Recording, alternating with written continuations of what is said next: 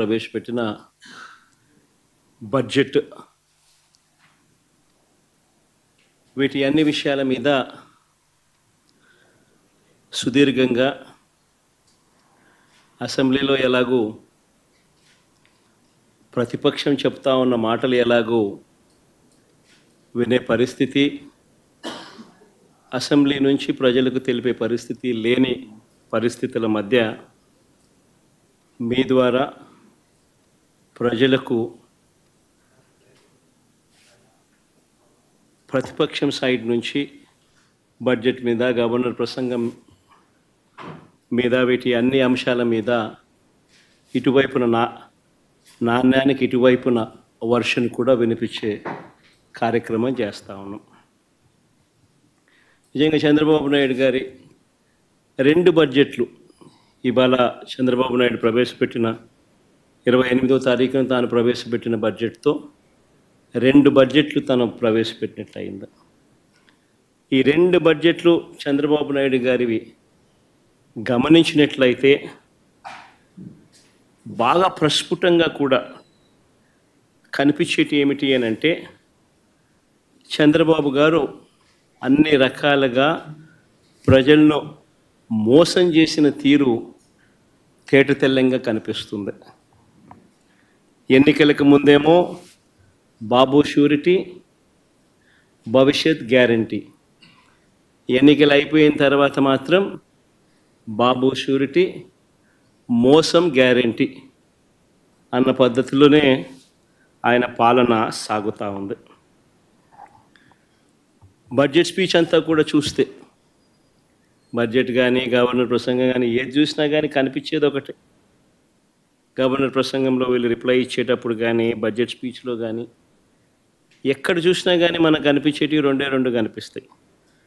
ఒకటి పరనింద, 2 ఆత్మస్తుతి.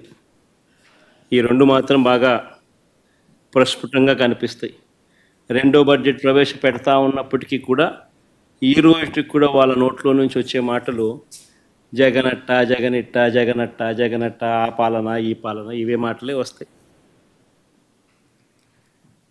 కానీ ఎన్నికలప్పుడు వాళ్ళు ఇచ్చిన మాటల విషయం ఏమిటి, ఎన్నికలప్పుడు వాళ్ళు ఇచ్చిన హామీల విషయానికి ఏమిటి, వాటికి సంబంధించి ఏం చెప్తున్నారు, ఆ సూపర్ 6, ఆ సూపర్ 7 విషయాలు ఏమిటి, ఆ మేనిఫెస్టోలో మీరు 143 హామీలను ఇచ్చారు, ఆ 143 హామీల పరిస్థితి ఏమిటి అని చెప్పి అడిగితే మాత్రం వాళ్ళ నోట్లలో నుంచి ఏ ఒక్కరి నోట్ల నుంచి కూడా సమాధానాలు కూడా సరిగ్గా రావు.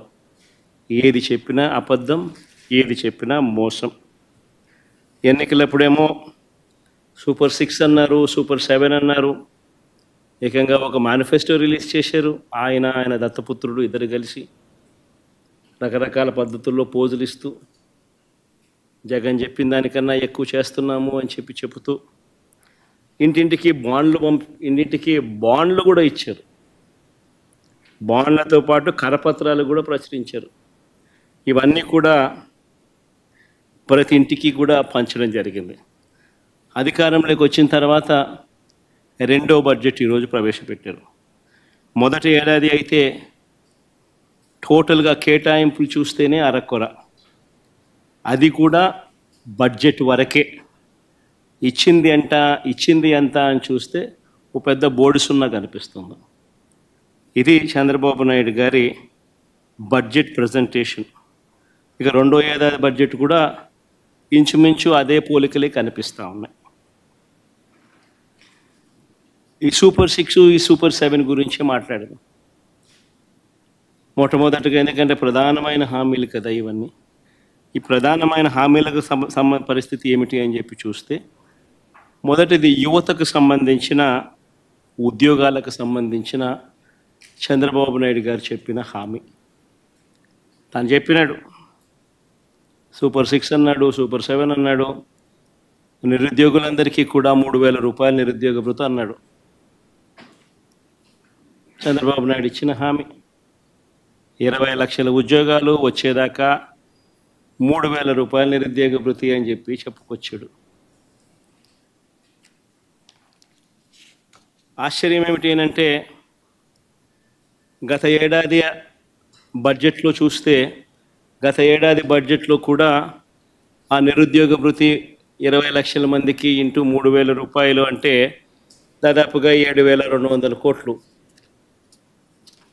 దీనికి సంబంధించిన ప్రస్తావన అసలు పెట్టలేదు నేరేడు సంవత్సరం. ఈ సంవత్సరం బడ్జెట్లో ఏమైనా పెట్టాడనంటే అది లేదు.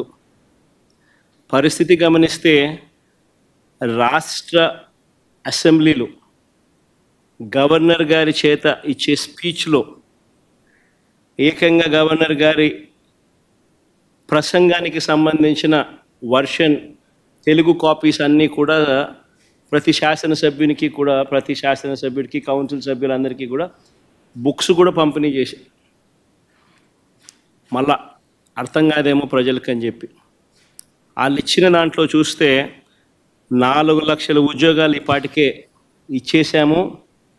ఆల్రెడీ 4 లక్షల ఉద్యోగాలు ఈ 9 నెలల కాలంలోనే, 4 లక్షల ఉద్యోగాలు ఈ 9-10 నెలల కాలంలోనే 4 లక్షల ఉద్యోగాలు ఆల్రెడీ ఇచ్చేసాము అని చెప్పి ఏకంగా బుక్కుల ద్వారా ప్రింట్ కొట్టి మరీ సర్క్యులేట్ చేశారు. ఒకసారి చూపించండి అమ్మా ఒకసారి.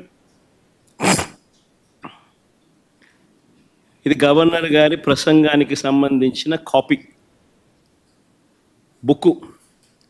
ఇందులో ఆయన అన్న మాటలు: మా ప్రయత్నాలు ఇప్పటికే ఫలితాలను ఇస్తున్నాయనే విషయాన్ని పంచుకోవడానికి నేను గర్విస్తున్నాను.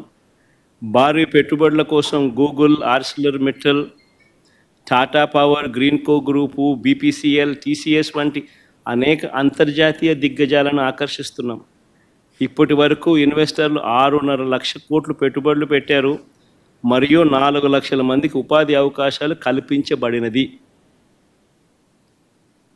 గవర్నర్ గారి చేత గవర్నర్ గారి ప్రసంగం అని చెప్తూ గవర్నర్ గారి పేరుతో ప్రచురితమైన పుస్తకం. ఇంతటితో ఆగిపోలేదు ఇలా అబద్ధాలు, ఇంతటితో ఆగిపోలేదు ఇలా మోసాలు.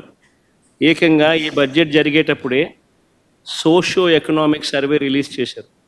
2024-25కి సంబంధించిన రెండవ సోషియో ఎకనామిక్ సర్వే. ఇది రెండవ బడ్జెట్ కాబట్టి రెండవ సోషియో ఎకనామిక్ సర్వే కూడా రిలీజ్ చేశారు. 2024-25కి సంబంధించిన రెండవ సోషియో ఎకనామిక్ సర్వేలో వీళ్ళు దాంట్లో ఏకంగా ప్రింట్ కొట్టేశారు. ఏమని కొట్టారు?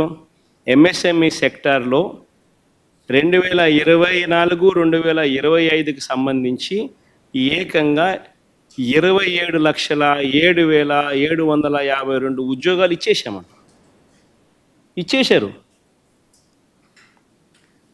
సోషియో ఎకనామిక్ సర్వే 2024-25 అసెంబ్లీకిలో పంచిపెట్టిన కాపీలు ఇవి, రిలీజ్ చేసిన కాపీలు. సెకండ్ సోషియో ఎకనామిక్ సర్వే అంటే రెండో బడ్జెట్తో పాటు వీళ్ళు ప్రవేశపెట్టిన సోషియో ఎకనామిక్ సర్వే, రెండో సోషియో ఎకనామిక్ సర్వే 2024-25కి సంబంధించి 2024-25లో ఏకంగా ఎంఎస్ఎంఈ సెగ్మెంట్లో ఏకంగా 27,07,752 ఉద్యోగాలు ఇచ్చేసామని చెప్పి ఏకంగా ప్రింట్ కొట్టి పెట్టేశారు. అంటే ఇంత దారుణంగా నిరుద్యోగులను మోసం చేసే కార్యక్రమం. 3,000 రూపాయల నిరుద్యోగ భృతి ఒకవైపున ఇవ్వకుండా వాళ్ళందరికీ 3,000 రూపాయలు నెలలా ఇస్తామని చెప్పి, సంవత్సరానికి 36,000 పిల్లలకి ఇస్తామని చెప్పి ఏకంగా వాళ్ళకి ఇవ్వకుండా, బడ్జెట్లో వాటికి సంబంధించిన ప్రతిపాదనలు ఏవి చేయకుండా ఏకంగా ఇన్ని లక్షల ఉద్యోగాలు ఇచ్చేసాము అని చెప్పి 4 లక్షల ఉద్యోగాలను గవర్నర్ గారి ప్రసంగంలో చెప్పిచ్చేస్తారు.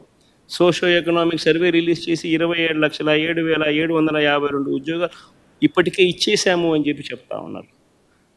ఇంత దారుణంగా చంద్రబాబు నాయుడు అనే వ్యక్తి నిరుద్యోగులకు, మరి పిల్లలకు, ప్రతి ఒక్కరికి నేరుడు సంవత్సరం ప్రతి పిల్లాడికి 36,000 రూపాయలు ఇప్పటికే ఎగనామం పెట్టాడు, మోసం చేశాడు.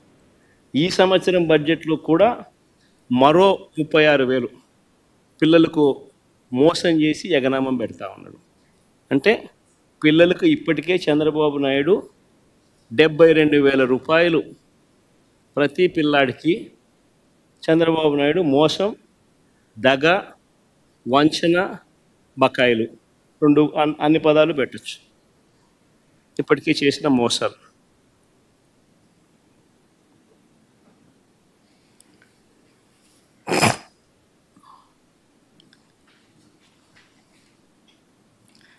ఈరోజు పరిస్థితి ఏమిటి అని చెప్పి చూస్తే నిరుద్యోగ వృత్తి లేదు, అటు ఉద్యోగము లేదు. ఉన్న ఉద్యోగాలన్నింటినీ వర్షపెట్టి ఊడబెరికే కార్యక్రమం జరుగుతూ ఉన్నాయి. ఇవి కనిపిస్తూ ఉన్న సత్యాలు. Subscribe to Social TV Telugu for more videos. Hit the bell icon for faster updates.